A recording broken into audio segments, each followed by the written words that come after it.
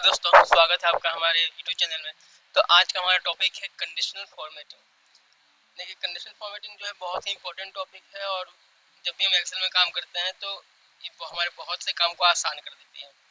अब ये होता क्या है, एक्सेल में अगर बात करें दो फॉर्मेटिंग है। एक तो नॉर्मल फॉर्मेटिंग जो हम करते हैं, दूसरा कंडीशन के बेस पे फॉर्मेटिंग करना।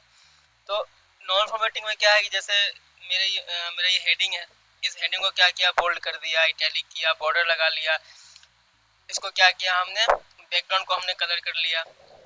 ठीक है, बैकग्राउंड को हमने कलर कर लिया, इसके अलावा इसके फॉन्ट को हमने कलर कर दिया। तो ये सब क्या है कि नॉर्मल फॉर्मेटिंग से हम करते हैं, इसमें कोई कंडीशन नहीं होती हमारे सामने। यही सेम फॉर्मेटिंग अगर कंडीशन के हिसाब से हमें अगर करनी पड़ जाए तो उसी को बोलते हैं कंडीशन फॉर्मेटिंग। कैसे? जैसे हमारे पास सपोज अमाउंट का कॉलम है। ठीक है, अब इस अमाउंट के कॉलम में क्या है, कुछ अमाउंट है हमारे पास, कुछ नंबर्स हम ले लेते हैं यहाँ पे।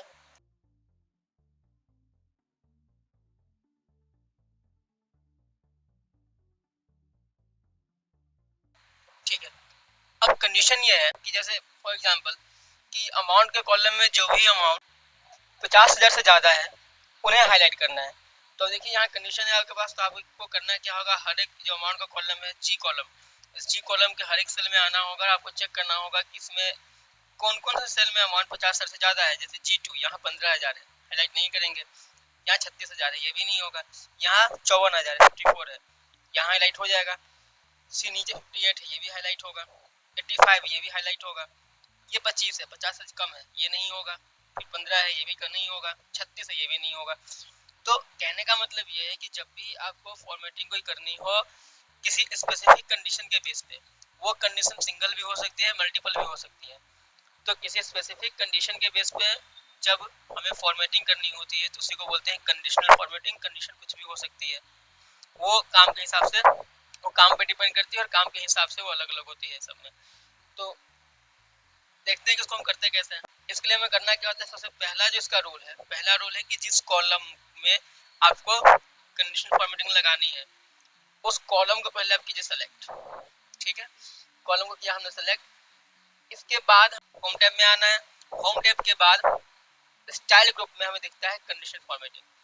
यहाँ क्लिक करते ही देखिए कुछ ऑप्शंस है। पहला ऑप्शन क्या है, हाईलाइट सेल रूल्स। हम वन बाय वन सबको देखेंगे। हाईलाइट सेल रूल्स, यहाँ क्या है, पहला ऑप्शन ग्रेटर देन का, इस पे क्लिक किया हमने और यहाँ अमाउंट 50,000 ऑलरेडी है ही। अगर नहीं होगा तो क्या करेंगे, हम टाइप कर लेंगे। चलिए क्लिक हो गया, हम टाइप कर लेते हैं। ठीक है, आप देख सकते हैं जैसे मैंने अमाउंट टाइप किया तो यहाँ भी खुद हाईलाइट होना शुरू हो गया। अब यहाँ से हम कलर चूज कर सकते हैं अपने अकॉर्डिंग, जो कलर हमें चाहिए। और भी कलर अगर आपको चाहिए तो आपको जाना होगा कस्टम फॉर्मेटिंग पे। इसके बाद चले जाइए फिल पे, जो भी आपको कलर चाहिए कलर चूज कीजिए, ओके कर दीजिए, फिर ओके कीजिए। देखिए, तो जो काम हमें करने में टाइम लगता है उस काम को इसने बहुत आसान कर दिया। ठीक है, अब अगले ऑप्शन पे चलते हैं हम, कंडीशन फॉर्मेटिंग में। ठीक है, अब इस फॉर्मेटिंग को अगर हटाना हो तो क्या करेंगे, सेम हम क्या करना है कि यहाँ आना है और यहाँ क्लियर रूल्स पे आएंगे। और ये दो ऑप्शन है, एक क्या है, clear rules from selected cells, मतलब कि जिस सेल को, कॉलम को आपने सेलेक्ट कर रखा है वहां से अगर हटाना हो तो पहला ऑप्शन। और अगर clear rules from entire sheet, अगर पूरे शीट से ही आपको फॉर्मेटिंग हटानी हो तो नीचे का ऑप्शन। तो चलिए मैं इसको लेता हूँ या फिर इसको भी ले लेते हैं, जिससे भी लेंगे फॉर्मेटिंग हट जाएगी। अब बात करें अगले ऑप्शन की। अब क्या है, लेस देन। लेस देन क्या है, ग्रेटर देन का जस्ट ऑपोजिट है। ग्रेटर देन में क्या था कि हमें कंडीशन क्या थी कि जो अमाउंट 50 से ज्यादा है उसको हाईलाइट करना है। लेस देन में क्या है, इसका उल्टा कि 50,000 से कम है तो उसे हाईलाइट करना है। देखिए यहाँ क्लिक किया मैंने, यहाँ अमाउंट सेम आ रहा है और कलर भी आ ही रहा है। चलिए मैं कलर ये येलो चूज कर लिया मैंने और ओके कर दिया। अब क्या हुआ, 50,000 से जो कम है वो अमाउंट हाईलाइट हो गया। तो वही था, पहले वाली कंडीशन का जस्ट ऑपोजिट था। इसके बाद अगर चले नेक्स्ट पे, तो अगला क्या है, बिटवीन। बिटवीन में आपको नाम से ही समझ में आ रहा होगा, बिटवीन में क्या है कि जैसे दो नंबर के बीच के नंबर को हमें हाईलाइट करना हो। जैसे अगर बोल दिया गया कि 30,000 से लेके 50,000 के बीच में जो अमाउंट है, या फिर 20,000 से लेके 50,000 के बीच में जो अमाउंट है, उन्हें हाईलाइट अगर करना हो, बिटवीन पे जाएंगे। फिर यहाँ मैंने डाल दिया 20,000 और यहाँ मैंने डाल दिया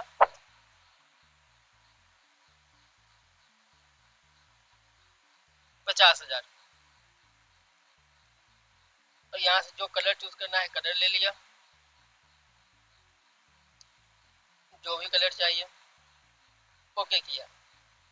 अब देखिए 50,000 से 20,000 से 25 के बीच में 36,000 आता है, हाईलाइट हुआ। 25,000 आता है, वो भी हाईलाइट हुआ। ठीक है, यहाँ दो ही नंबर है जो इस पूरे कॉलम में, दो ही ऐसे नंबर है जो 20 और 25 के बीच में है। एक 36,000 है, दूसरा 25,000 है, तो इन दोनों को इसने क्या किया, हाईलाइट कर दिया है। चलिए इसे भी हम हटा देते हैं। नेक्स्ट कंडीशन देखते हैं। नेक्स्ट क्या है, ऑप्शन क्या है, अब है इक्वल टू। इक्वल टू में क्या, जैसे अगर मान लीजिए कोई स्पेसिफिक नंबर है वो अगर हाईलाइट करना हो, जैसे आपको बोल दिया गया कि जैसे ठीक है अगर इसमें 32,000 है, 32,000 है तो उसे हाईलाइट करो, तो इक्वल टू पे आके यहाँ अगर डालेंगे 32,000, तो 32,000 डालने के बाद आप कलर चूज किया आपने। अब क्या है कि अगर इस पूरे कॉलम में 32,000 होगा तो वो हाईलाइट होगा, 32,000 नहीं होगा हाईलाइट नहीं होगा। देखिए यहाँ 32,000 कहीं नहीं है, इसलिए हाईलाइट नहीं हुआ। इक्वल टू का सिंपल मतलब है कि जो नंबर आपने उस बॉक्स में आपने टाइप करा है वही सेम नंबर इस पूरे कॉलम में के किसी भी सेल में होना चाहिए। जैसे अगर मैं यहाँ 15 की जगह 32 टाइप कर दूं, अगर हो गया हाईलाइट। तो इससे क्या होगा कि आपको अगर कोई स्पेसिफिक नंबर ढूंढना है किसी कॉलम में तो आप वो भी यहाँ से कर सकते हैं। वो नंबर यहाँ पुट करेंगे, वो नंबर होगा तो हाईलाइट हो जाएगा, नहीं होगा तो हाईलाइट नहीं होगा। नेक्स्ट क्या है, टेक्स्ट दैट कंटेन। देखिए नाम ही है टेक्स्ट दैट कंटेन, तो इसका मतलब क्या है, ये टेक्स्ट में लगेगा, जिस कॉलम में टेक्स्ट होगा उसमें लगेगा। जैसे चलिए हम यहाँ आ गए नेम वाले कॉलम में, इसको करते हैं सेलेक्ट। इसके बाद हम आ गए हाईलाइट रूल्स पे और टेक्स्ट दैट कंटेन पे। अब देखिए यहाँ पे पहला नाम राजीव है हमारे कॉलम में, तो राजीव आ रहा है। अब इसमें क्या है कि जैसे आप किसी स्पेसिफिक नेम को भी कर सकते हैं हाईलाइट। नेम के अलावा अगर जैसे मैंने यहाँ टाइप कर दिया आर, तो अब इससे क्या होगा कि जिस भी नाम में आर होगा, चाहे आर से नाम स्टार्ट हो रहा हो, यानी कि आर जो है नाम के स्टार्टिंग में हो या नाम के बीच में हो या लास्ट में हो, वो नाम हाईलाइट हो जाएगा। जैसे देखिए राजीव है, राहुल है, टाइप हो गया, हाईलाइट हो गया, सॉरी अरुण है, एक के बाद आर है, हाईलाइट हो गया।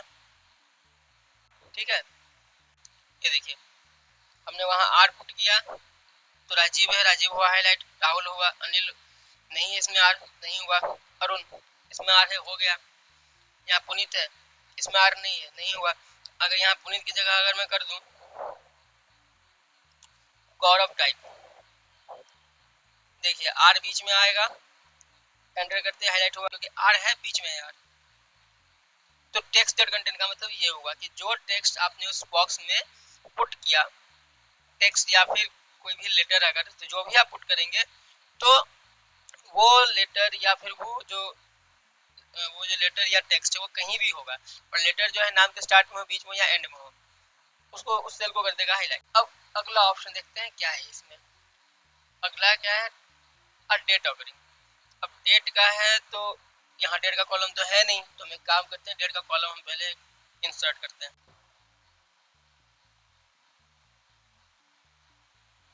ठीक है, और यहाँ ले लिया हमने डेट। अब हम डेट डाल लेते हैं, जैसे मैंने डाल दिया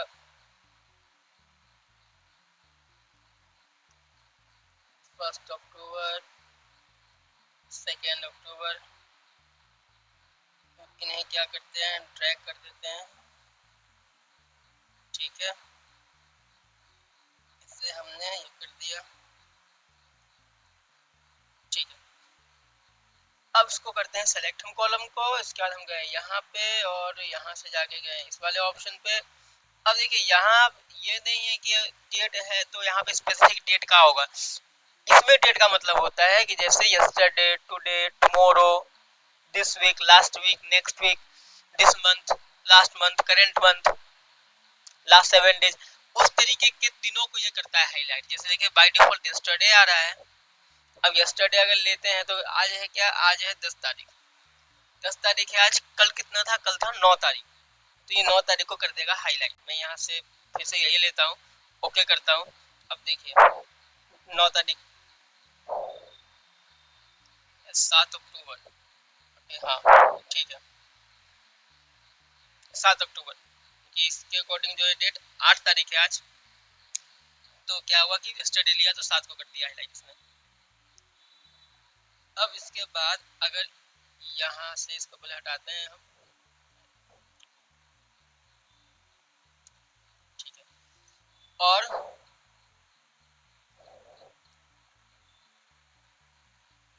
अगर टुडे ले लें क्या होगा, आज का डेट हाईलाइट हो गया। आप देख सकते हैं यहाँ पे जैसे जैसे चेंज करते जाएंगे हाईलाइट होता जाएगा।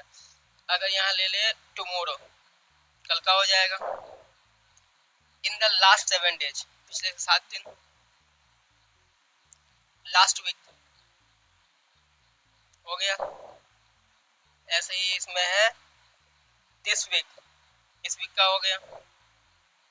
नेक्स्ट वीक का हुआ। लास्ट मंथ का डेट है नहीं तो नहीं हुआ हाईलाइट।